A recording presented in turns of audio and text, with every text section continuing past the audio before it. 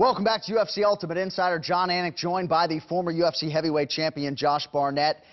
Finally back in the Ultimate Fighting Championship. You seem to be a content guy, though, and you seem to be a guy who would have been okay if you didn't get another crack in the UFC. Is that fair to say? It wouldn't have been what I wanted, because the UFC is really the place to cement a legacy, especially for a person that's been fighting for as long as I have and who's already made his mark in this organization at a time when it just didn't have the notoriety that it does now. But knowing the way the MMA landscape is as it exists today, the UFC is absolutely by far the best place to be seen, the best place to ply your trade, and the place that's going to give you the opportunities in terms of the opponents and the excitement that everybody views with the top level fights. I know you don't handpick your fights, but certainly this fight with Frank Mir piqued your interest. How come? It's just been in my ear for so long. It's been on the air for people's interest that it just seemed unavoidable. And since I'm here, might as well do it, because if this opportunity doesn't come through, then people are always going to be like, oh, but what if Josh Barnett and Frank? Right. And I knew that this was something that people had a lot of interest for.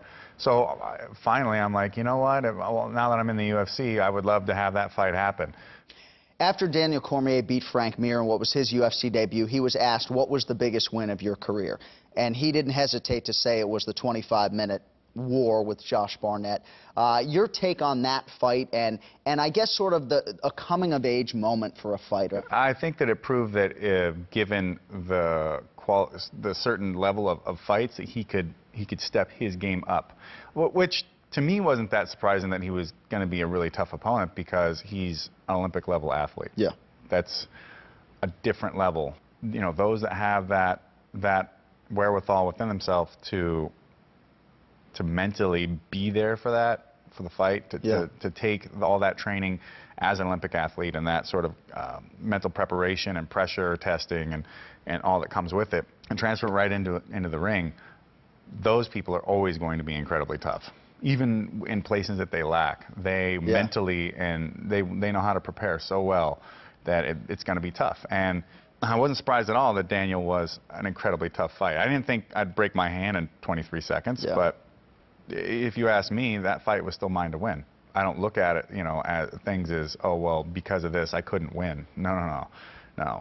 He beat me that day. He had a much better game plan than I did, and I didn't take him out, which was what I was looking for. So when you look at Cain Velasquez, if you had to pick one heavyweight other than Josh Barnett to beat him, who is the heavyweight best equipped to beat that guy? I think Cormier is equipped. Yeah. With that takedown game of his, he's got quick hands.